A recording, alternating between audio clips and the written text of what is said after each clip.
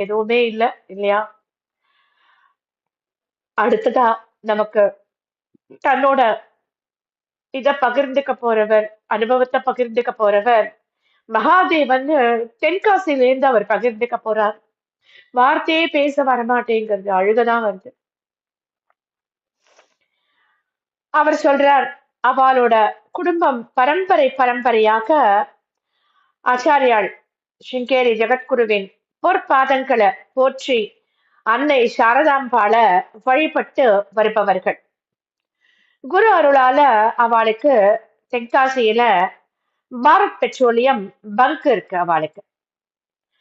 போக்குவரத்து மிகுந்த திருநெல்வேலி குற்றாலம் சாலையில அந்த பெட்ரோல் பங்க் இருக்கிறதுனால நல்ல இடமா அமைஞ்சிருக்கிறதுனால அவளோட தொழில் ரொம்ப சிறப்பா நடந்து கொண்டிருக்கு.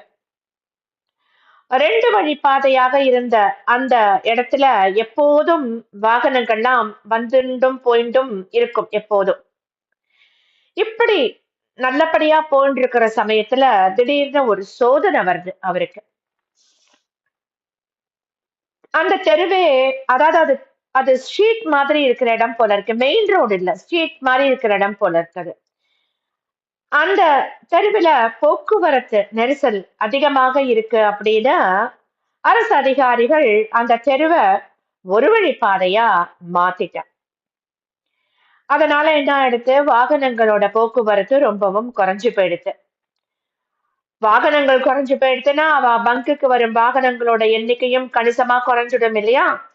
அந்த மாதிரி குறையறது, வருமானம் பாதிக்கப்பட்டு பெட்ரோல் பங்க் கிட்டத்தட்ட மூடப்படும் நிலைக்கு வந்துடுச்சு. நிறைய வாகனங்கள் போக்குவரத்து இருந்தாதான் வழியில பெட்ரோல் இல்ல டீசல் போடுறதுக்கு பங்குக்கு வருவா இல்லையா?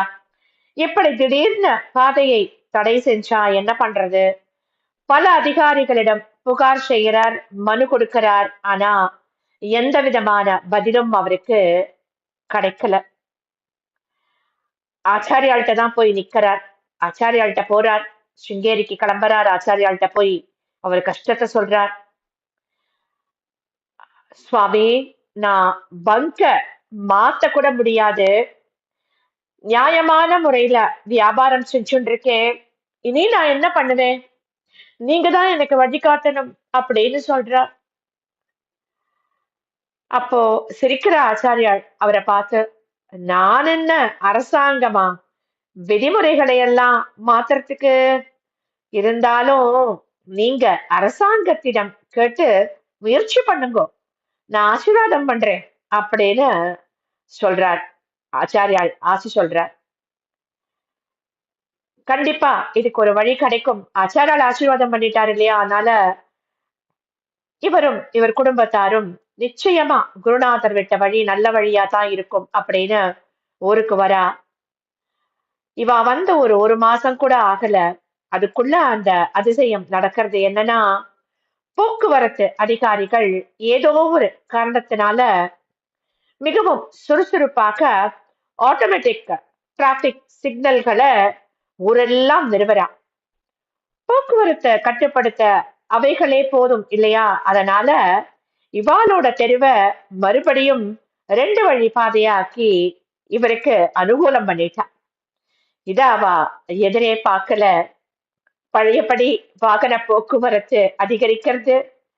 பெட்ரோல் பங்குக்கு வரும் வாகனங்களோட எண்ணிக்கையும் உயர்ந்து போறது.